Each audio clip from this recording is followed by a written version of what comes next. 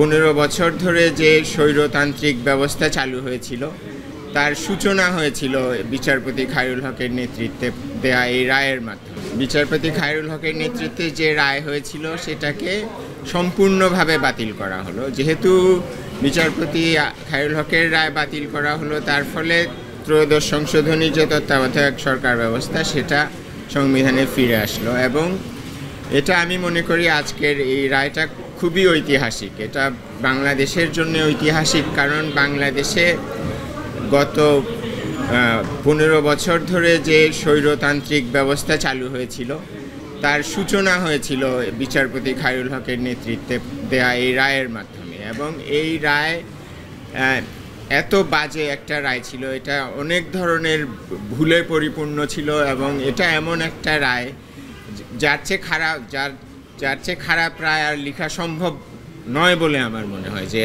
এত খারাপভাবে লিখিত একটা রায়, এটাতে আইনগত ত্রুটি ভরপুর ছিল, এটা খুবই খারাপভাবে লেখা হয়েছে এবং এটা উদ্দেশ্যপ্রণোদিতভাবে লেখা হয়েছে। এবং এই রায়ের ফলে আমি যেমনটা বলছিলাম যে বাংলাদেশে একটা স্বৈরতান্ত্রিক ব্যবস্থার সূচনা এই রায়ের মাধ্যমে হয়েছে। এবং এই রায়ের আরেকটা যেটা উল্লেখযোগ্য খারাপ দিক সেটা হলো এই রায়ের মাধ্যমে কিন্তু বিচার বিভাগের স্বাধীনতাকেও ধ্বংস করা হয়েছে। একটা স্বৈরতান্ত্রিক ব্যবস্থা প্রতিষ্ঠা করে বিচার বিভাগের উপর কর্তৃত্ব স্থাপন করে বিচার বিভাগের স্বাধীনতাও এই রায়ের মাধ্যমে নষ্ট করা হয়েছে। তবে যেটা উল্লেখযোগ্য সেটা হলো বিচারপতি খায়রুল হক কিন্তু বাংলাদেশে গণতন্ত্রের কথা বলে বিচার বিভাগের স্বাধীনতার কথা বলে এই রায় দিয়েছিলেন, কিন্তু প্রকৃতপক্ষে এটা বাংলাদেশের গণতন্ত্র, বিচার বিভাগের স্বাধীনতা এগুলো ধ্বংস করেছে।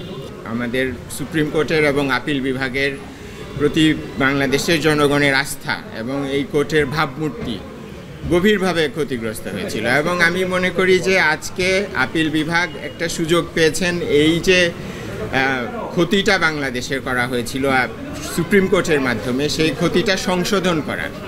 এবং ওনারা যথাযথভাবে এটা সংশোধন করেছেন, কারণ ওনারা রায়টা সম্পূর্ণভাবে বাতিল করেছেন। এবং এটা এই কারণে আজকে আমি বলবো বাংলাদেশের জন্য খুবই একটা ঐতিহাসিক দিন এবং আমাদের এই আদালত, আমাদের যে প্রিয় সুপ্রিম কোর্ট, তার জন্য একটা ঐতিহাসিক দিন, কারণ সুপ্রিম কোর্ট তার ভুলটা আজকে সংশোধন করার একটা সুযোগ পেয়েছে এবং সঠিকভাবে সংশোধন করেছে। কাজেই সুপ্রিম কোর্টের জন্য এটা ঐতিহাসিক।